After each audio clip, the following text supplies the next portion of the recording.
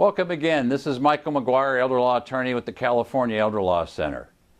And what we've been doing is sharing some information with you to answer the two major questions all middle-class families are facing now in this country when it comes to taking care of seniors that they love, seniors that need their help.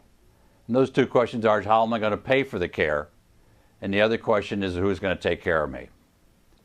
We've gone through some big myths, haven't we, when you think about it? The myth that I'm going to lose my house or I have to give my house up. And we found out that's not accurate. You are, in fact, able to keep your house. The myth that I make too much income. My income is too high. I don't qualify. And we found out this is just like doing your tax returns. I get to take deductions off of my income and reduce that income for my benefit on my tax returns if what? If I follow the rules of the IRS, if I follow the tax code, I get to take legitimate deductions. That means that I get to take legitimate deductions to access these benefits. Is this legal? It's legal to take deductions on your tax return. It's legal to take deductions to access public benefits, both in terms of reducing your income to qualify and reducing your assets. I have too much money in the bank. We've discovered there are strategies that help you protect those assets. You can give them away. You can transfer them. You can convert them.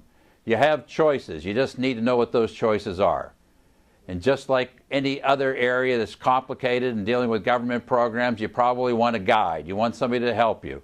You want somebody who's accredited with the Veterans Administration. You want somebody who's done a lot of work in front of the Medi-Cal system to protect you, not just today to get the benefits, but to protect you after you're gone, to make sure there's no recovery action against your property. So all that said, what we end up with now is a process that says, how do we go about doing all this? How do we get to the point where we're able to get these programs in place? You know, you got some choices. You can go ahead and wait. You can go ahead and wait until the crisis strikes. It's sort of like seat belts in this country. People put seat belts in their cars.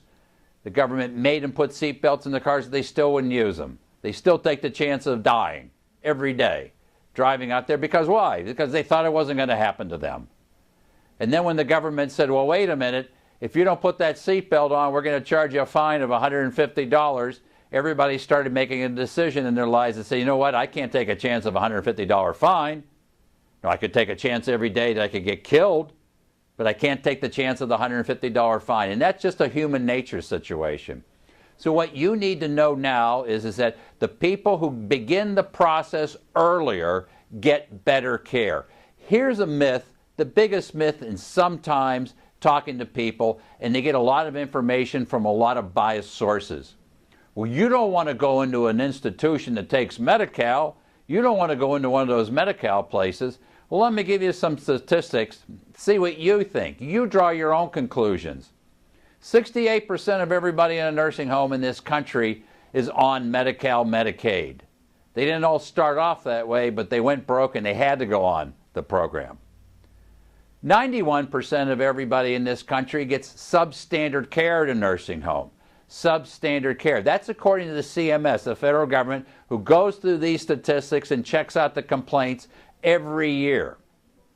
So what's the difference between the 91% private paying $80,000 a year and the people on Medi-Cal? The difference is nothing. There's no difference. If you get hurt or dropped or develop a bed sore, it doesn't come because you're private paying. It doesn't come because you're on Medi-Cal. It comes because the staffing of these facilities is just overburdened. The cost of taking care of somebody is enormous now. What's the answer? You can go forward and create a plan through something called a blueprint that we offer in our office that allows a family to not only answer the question of how am I going to pay for this care, but it also answers the question of who's going to take care of me. And if you answer that second question right, you can assure yourself of great quality care. At the end of the day, people fall into several different groups when it comes to these kinds of issues. There's the people who say it's not my problem. It doesn't apply to me. It's not going to happen to me. To them I say, God bless you. I hope that's true. I hope it works out that way.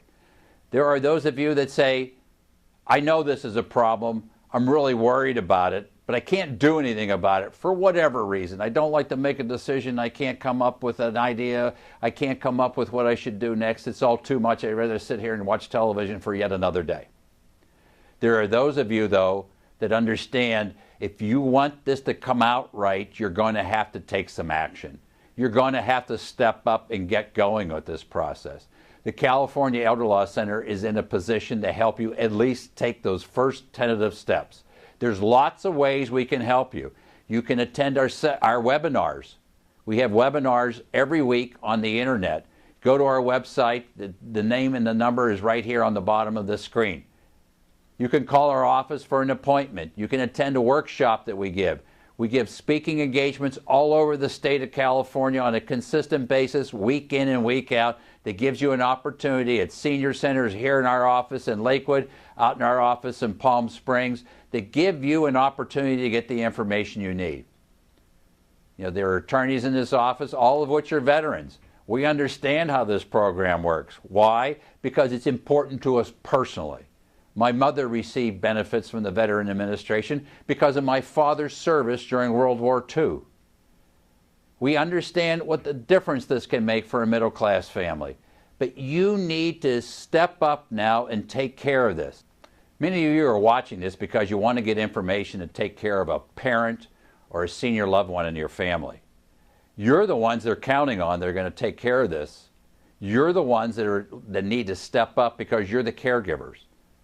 And as a result, the more information you can get, the better quality of information you can get to get access to pay for this care means there will be a better, safer, higher quality outcome for our loved one seniors.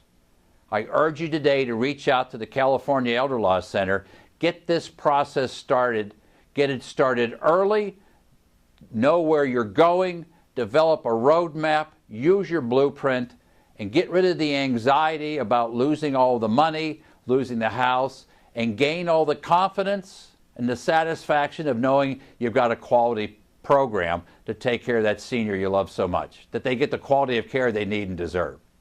I've really enjoyed our time together. I've tried to give you the information in a way that's going to help you and it's going to motivate you to move forward and take care of this issue in your lives. So I look forward to meeting you in our office. I look forward to meeting you out in one of our workshops. And feel free to call anytime to the California Elder Law Center. This is Michael McGuire saying thank you for your time, and we look forward to seeing you soon.